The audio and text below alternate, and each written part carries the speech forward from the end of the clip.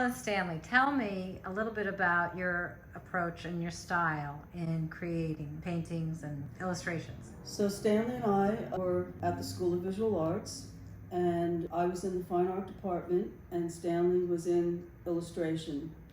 We met at the school. At the time, Marshall Arisman, who's now head of the master's program, was chair of illustration. And knowing the two of us, he suggested that we might work together as an illustration team, and there were people that were actually doing that. We'd not really heard of anything like that. And he introduced us to Leo and Diane Dillon, who were then teaching at the school. They were a very successful children's book illustration team. The difference between Leo and Diane Dillon is that they would work on the same piece of art, where Stanley and I have really very separate roles. Stanley works on the conceptual part of the painting. He does a lot of the research. Early on, everything was done on tracing paper. Now everything is done in Photoshop. We have two paintings that we're going to show. Once he's done with his design and the whole idea is nailed down, it's transferred onto a board and I start the painting. So if the design and the concept is working well, there's very little to explain about the painting. I have all the reference and I go ahead and I start.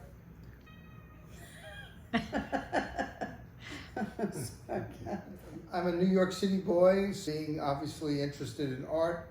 I was able to go to the High School of Art and Design, which was a great experience for me, and then a year in advertising. And then I went to visual arts, and that's where I met Cheryl.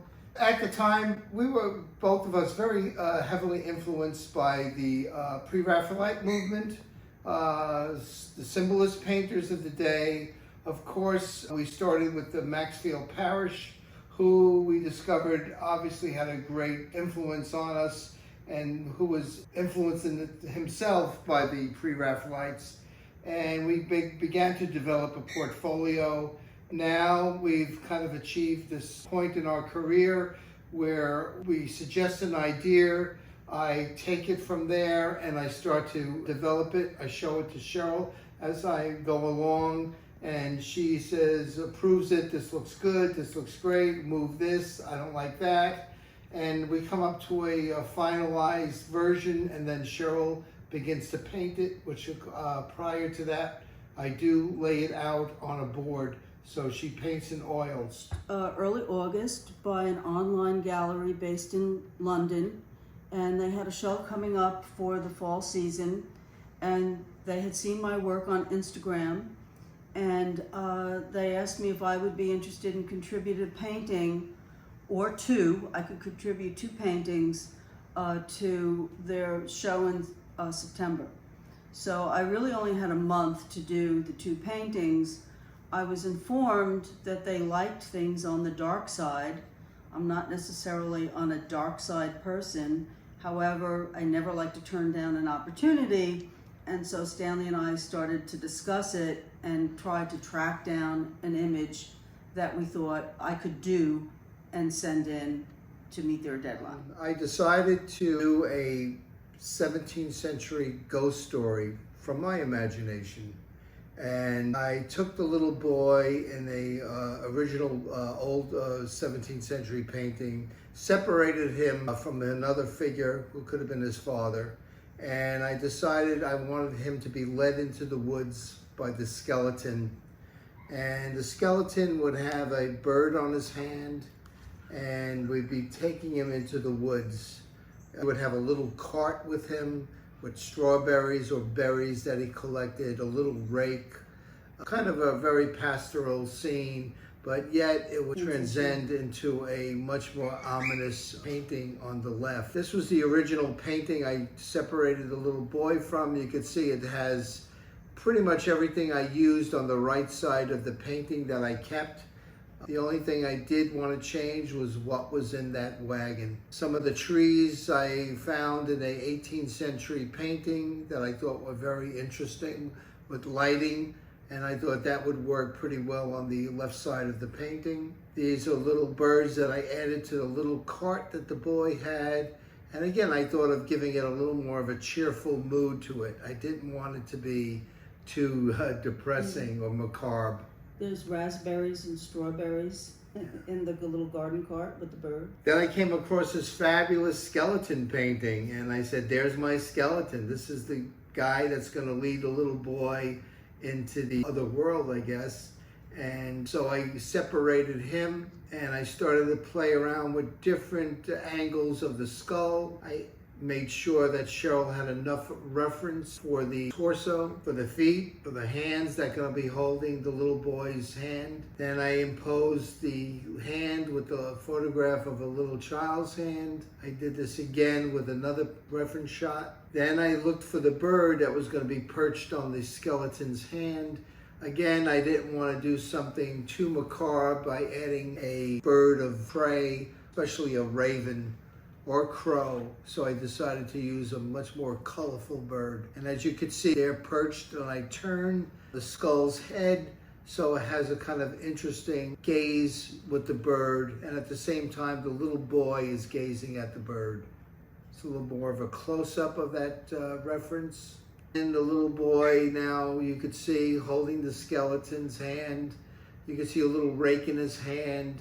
Now this is all on the right side of the painting. Now this was Cheryl's idea. So when I was working on the painting, for some reason, and this often happens to me in the middle of the night, I thought the boy should have a dog. And I recalled seeing a nice little dog in an old painting when I was rummaging through the books looking for inspiration for the painting. I really love the dog.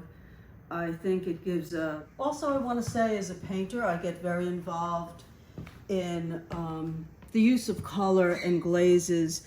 And I think what's very beautiful is there's a very pastoral scene here with the wagon and the rake. You can see there's a little sailboat in the background. So this feels very comfortable. And the little boy is surprised to be led. In the reference, this piece of cloth was actually gold, and I thought, gee, what color should I make it? And I made it this sort of beautiful purple. And again, I'm picking up this much more murky background, not really sinister, but where the transition, almost in the middle of the painting, where there's a crossover. And you can see the landscape here gets very murky. And here's the dog. These flowers are probably not realistically in scale, but I really liked the way they looked. I wanted that bigger shape and the purple. And so I'm repeating reds, purples, whites, and of course the green of the background. So it feels like, and they've tied in the red. Mm-hmm. Oh, Almost absolutely. like a little triangle. Absolutely, right? absolutely. The red shoes, the red wagon, the red shoes, the red bird, repetitions of purple. Yeah. Interesting passage. When you look at the painting on the right side, it's much brighter, and there's this transition into the left side of the painting where they're kind of happily going into the forest where the skeleton is leading them. So I suppose it's speculative whether the dog is alive or whether the dog is a pet that has been deceased. I kind of like those open questions that go into the painting. And I think the dog helped the painting in terms of the color, getting from the foreground to the middle ground into the background. I was very happy with putting the dog in. The dog was transferred into the painting when basically the painting was virtually done. Stanley printed the dog, 3 different sizes for me. I took a scissor, cut out the shape of the dog, put a little Scotch tape on the back, stuck it into the painting. Would this work? Would this work? Do I put the dog here? At first I thought to put the dog behind him, like the dog was following him, but in terms of the painting, the cart was so nice with the birds and the berries, and then I thought it was more interesting that he was following the dog or the dog was leading the way. That's how the painting was ultimately completed, and the painting is all done in oils. It's a 12-inch square, so it's relatively small, but I was really pleased with the outcome of the painting. Yeah, I wanted this painting to have a kind of interesting narrative to it. I wanted people to like think like, what's really going on here? The skeleton obviously is leading the little boy. Obviously the little boy is deceased. Will be. and where is he taking him? So I kind of left it open-ended in that case, but I'm very influenced by films, by cinema, and dating way back to the 20s and 30s, watching many movies that I felt were imprinted in my brain. A lot of this stuff comes alive to me when I'm actually putting these things together. So I had an opportunity to enter a second piece into this show, and again I picked a 12-inch square, and now I'm a little pressed for time. So I was looking through a lot of the books when I was doing the first painting, and I have done some paintings based on Vanitas paintings in the past, and I noticed that some of the paintings I looked at, the skull was missing the lower jaw. You didn't see all the teeth, and I thought that was really kind of beautiful in a way. And I came up with this idea in my head that I would do a skull bigger with flowers surrounding it. I found some reference that I had that I really liked, and I'm going to say that the first painting is much more Stanley's input. Being in the illustration department at Visual Arts, his thoughts are much more narrative. Being in illustration, I was always told less is more, so my ideas tend to be a little bit more, less narrative or symbolic. And so when I finished the painting, I titled it Remember Me. And Stanley reminded me that that actually is a fairly well-known poem by this woman, Christina Rossetti. And it's a very beautiful poem. And so I was Actually, it's a sonnet. It's a sonnet. And it's very beautiful. So we posted part of the poem here, but people can Google it and read the full poem. So if we go through the reference pictures, now this is really more my concept, and you can see a skull from a Vanitas painting. Here's the morning glories that I loved so much, which I took. Actually, I had morning glories growing in my garden that had a purple stripe on them, and so I used that. But now Stanley is on the computer, and he's placing the morning glories around the skull. There's a little snake coming off the edge of this old painting, and we decided to put a snake in the painting, a butterfly. It's a moth.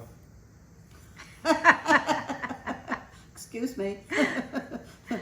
It's a moth, which is more symbolic of darkness, night. And there's the final painting. This is the poem Remember Me by Christina Rossetti. In fact, her brother was the famous painter Dante Gabriel Rossetti.